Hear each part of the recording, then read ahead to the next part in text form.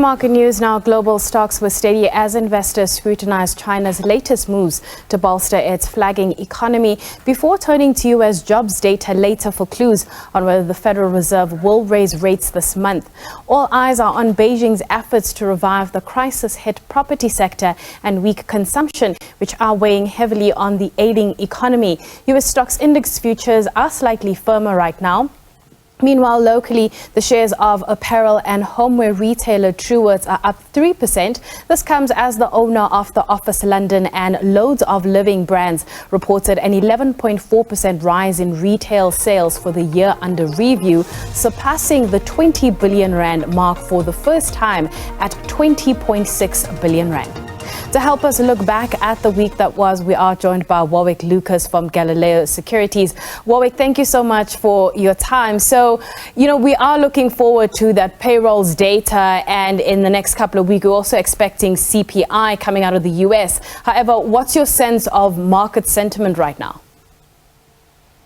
I think as far as market sentiment goes, I would have to say kind of cautiously optimistic at the moment.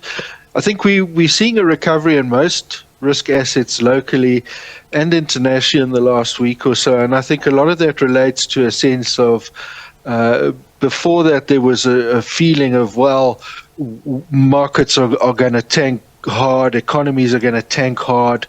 And that was really weighing markets down. And I think there's just been a stepping back from that, which is, and as I say, it's come through both locally and internationally. What's the expectation here when it comes to the payrolls figure? What is the market looking for? So I think the non-farms payrolls number that we're looking at is typically in the order of 170,000. That seems to be consensus.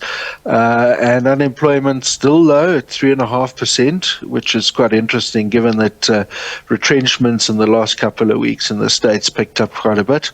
And wage growth to be steady at about 4.4%. So I guess let's see. I mean, remember that actually higher figures than that tend to be received positively by markets on the grounds that interest rate hikes are no longer necessitated.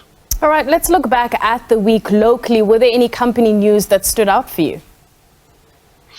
Okay, so when I look at company news locally in the past week, I think the main highlight is the gap between local and offshore performances. So if I look at particularly local companies with meaningful exposures to either Eskom or the rate cycle, they seem to really suffer some quite serious earnings trauma. So cases in point were Cash Build down 37%, Murray and Roberts still in loss, Cap International down 46%, and even the defense of Aspen slightly down. And the worst performing units in Aspen were the South African ones. And then by contrast, we saw big offshore earnings growth in the in Bidcorp, some massive growth there. So a terrible bifurcation there, which is a reflection on how the local economy is performing and being managed. And I think a lot of scope clearly to improve our game. We've just kicked off the new month of September. How would you characterize August for the markets? Okay, so I think most markets were really quite substantially lower during the month and then pulled themselves together partially before month end. Part of the month as well, I mean, the US dollar was also stronger through the month because of rate cycle issues, which also tends to put a damper on markets. Now, this international sentiment then clearly just weighed through on the JSE.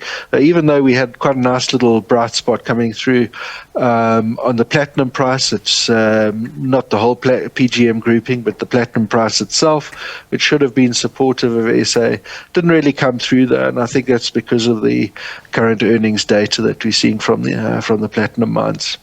What do you make of China's efforts to support the market? I mean, some analysts have described it as very piecemeal at the moment. Are you optimistic that eventually authorities or regulators will want to step in and do a bit more? Look, they certainly were a bit wishy-washy, I guess, but they were also relatively easy. So, I mean, in real terms, so let's take PMI data that just came out. I mean, it showed that China's manufacturing sector continued to contract now the 5th consecutive month in August. But in terms of what did they actually do, or Chinese authorities anyway, well, they indicated that they kind of cut marketable securities tax on stock trading, slow down IPOs, and regulate major shareholders' sales of strategic shareholdings, reduce margin financing, very much financial market interventions, and very, in a lot of ways, superficial. So they're looking for some quick wins there, and quite clearly they've got to do quite a bit more before they actually get that economy back on track. I mean, that PMI data is showing us where the real problem is. The real problem is where China's economy is exposed, and particularly in manufacturing. There's quite a severe sort of pressure there, and that is structural. It needs a lot more to be done. Warwick, thank you so much for your time. That is Warwick Lucas from Galileo Securities. And just looking at the rand, currently trading at 18.72 ahead of that payrolls figure out of the US. We're going to take a quick break. When we come back, we'll have news for you, so stay tuned.